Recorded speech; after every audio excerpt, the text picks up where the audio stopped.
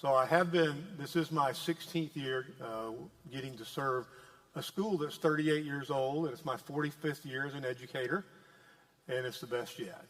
It's been a wonderful journey. I actually consider the opportunity that God gave me to come and serve here at Seven Rivers as being among the more tangible acts of grace He's ever done in my life. And to be able to come here and work with this church and with this school and be part of a ministry that this church loves so much. So today, to tell you about our school, I'm going to tell three stories. The first story is going to be the story of our high school, which is a little bit more of just an update since you've heard a lot about this already. The second story is the story of our academic program. And the third story is the story of our senior missions trip. And that'll give you a good sense of what we're trying to accomplish as a school. First of all, as most of you hopefully by now have seen the renderings of our high school, and it looks like this, very much used the current sanctuary as a model. And so you see the big part in the middle, that's the entry to the facility, and we actually have named this Founders Hall. And this is where we want to take the opportunity to honor the founding of and the founders and the men and women and certainly our Lord and all the people that have gone into making this school the 38-year ministry that it is and the place that it is at this point, which is wonderful.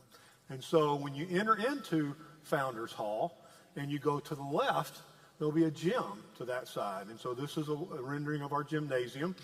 And one of the things that you may know if you've been here for a long time is that, 30 plus years ago, the first gym / sanctuary / fellowship hall / was built. And we've been using that all these years. And it's been fantastic.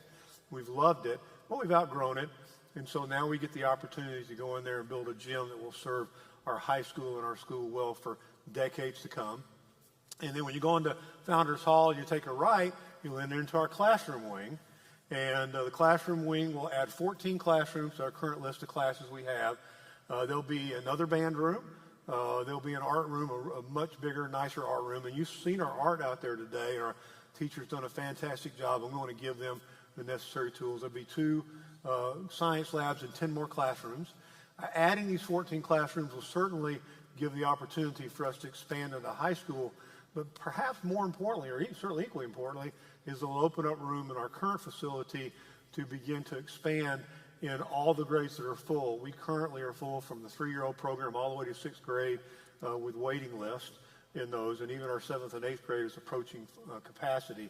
So we're full throughout most of our school, and the opportunity to open the high school will actually give us more space to let some other schools grow. So you sort of see what we're doing. I want to give you an update on it a little bit.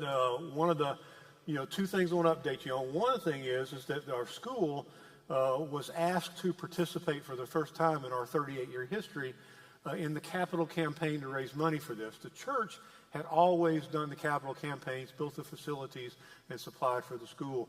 This project was so big and encompassed so much that the school also participated in a capital campaign.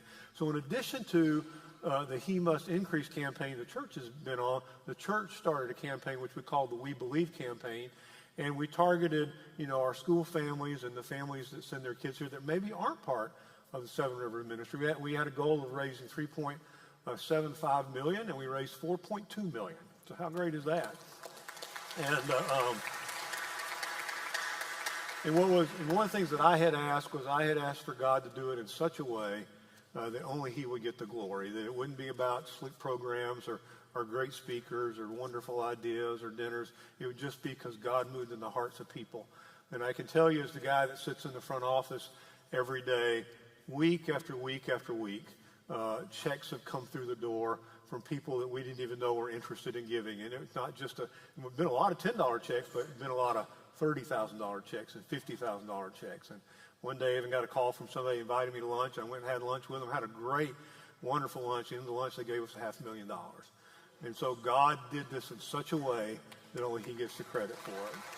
And we love that. The second question I get asked a lot is, well, when is the building going to start? And that's a very fair question because it was actually supposed to start about a month ago. We have run into a snag with a state permit. The county, Citrus County actually did an amazing job through the permit process and really helped us streamline it and get it done quickly.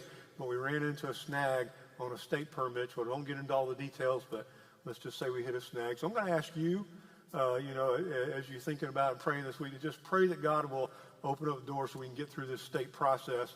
Hopefully it'll happen in the next week or week and a half. The contractors told us that we get that permit, they'll be out there grading within the next week, and then everybody's kind of lined up to take off from there. So that gives you a little bit of an update on that part of it. The second story I want to tell you is the story of our academic program. And I want to talk about the third grade, first to help you understand it. So we give a test here 4 times a year called the STAR test. And it's how we sort of gauge how we're accomplishing the things we want to accomplish academically. The STAR test is actually given in every public and every charter school in the state of Florida. And so it helps us give a basis of comparison how we're doing. So I start with the third grade because in education, the ability to read by the end of third grade is the single most important statistic in education. And there have been massive studies done, and what they've discovered is that if a student is not reading on grade level by the end of third grade, then 70-80% of them never will read on grade level. Their academic future is almost set in stone at that point, which is horrible. And so this statistic drives our program. We want to make sure that a student that comes here, if they don't have a learning disability or something like that, they'll be reading on grade level. And so we've done the analysis, and what you'll see there, we looked at the state of Florida, we looked at Citrus County, and of course we looked at our school. We're the blue bars, and you see there's 1, 2, 3, 4, 5 levels. 3, 4, and 5. Level 3 is on grade level. Level 4 is above grade level, and 5 is actually exceptional. And what you'll notice here is that SRCS is one of 6 schools out of nearly 2,300 tested that had 100% of the kids reading on grade level, which is fantastic. They go to 4th grade.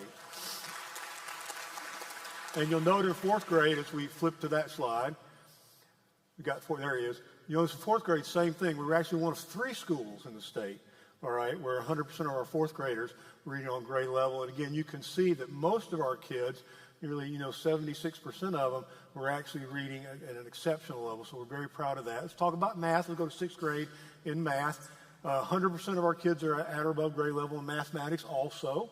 And one of the things, again, the 3, 4, 5, but what's really interesting in mathematics is if you look over there, you'll see that 71% of our students are a level 5, which means that they're at about the 90th percentile in the whole population. So we're very proud of them.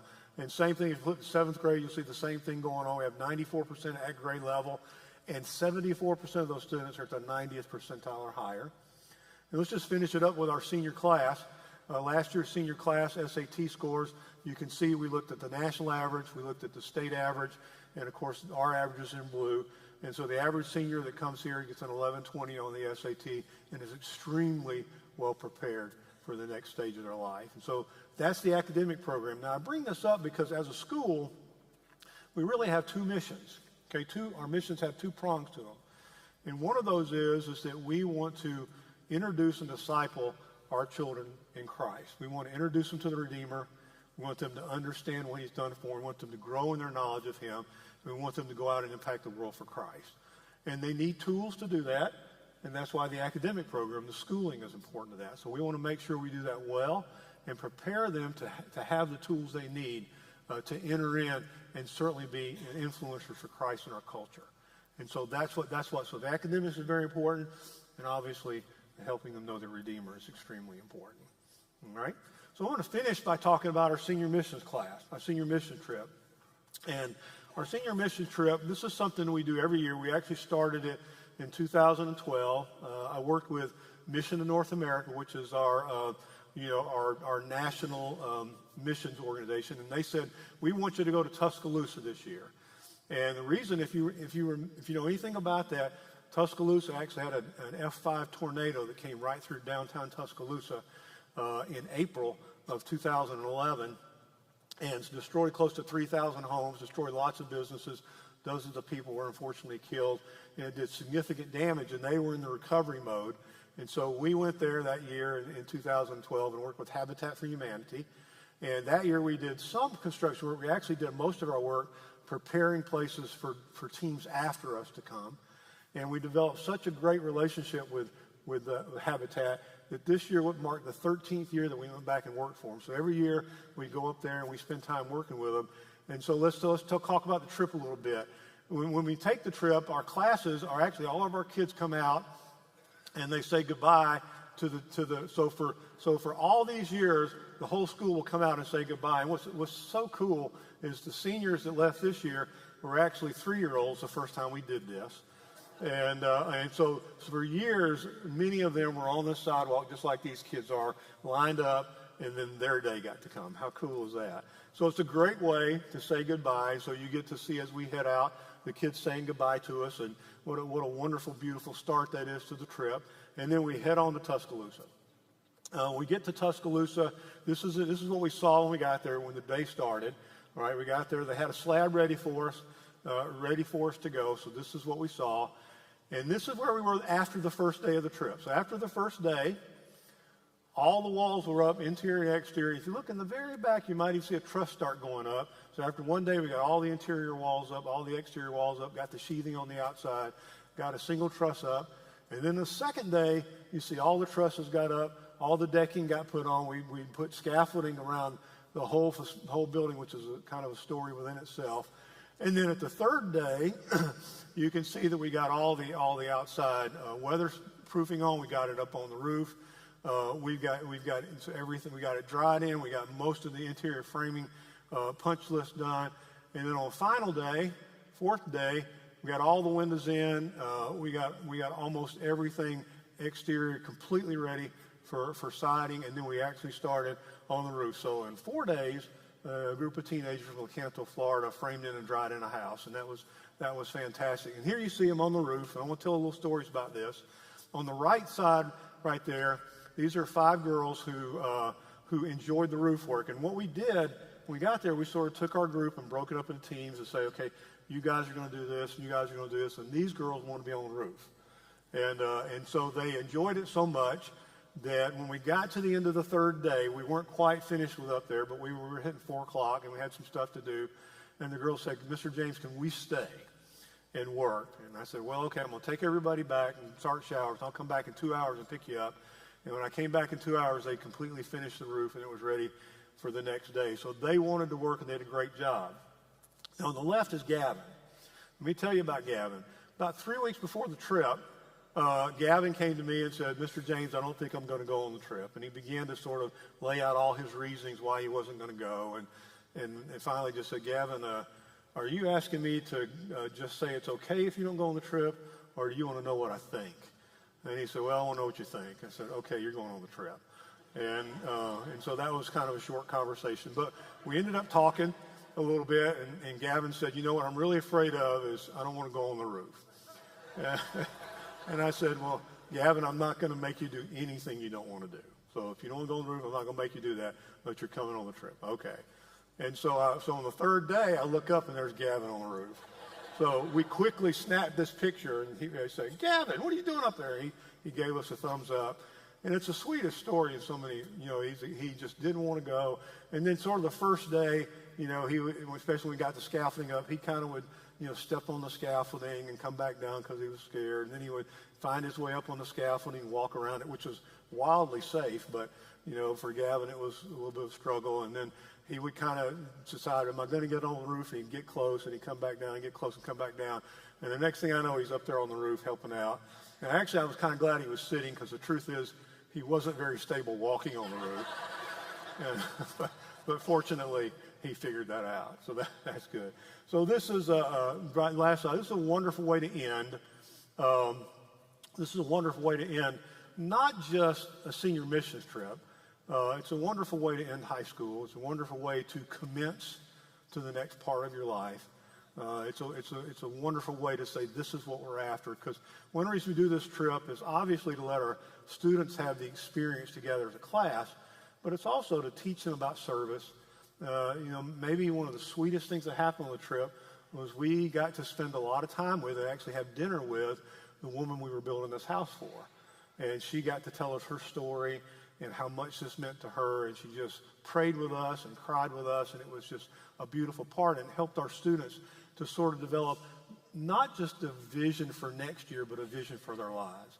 One of our catchphrases for our school, which is incredibly important, is we care about who your child is when they're 25 years old.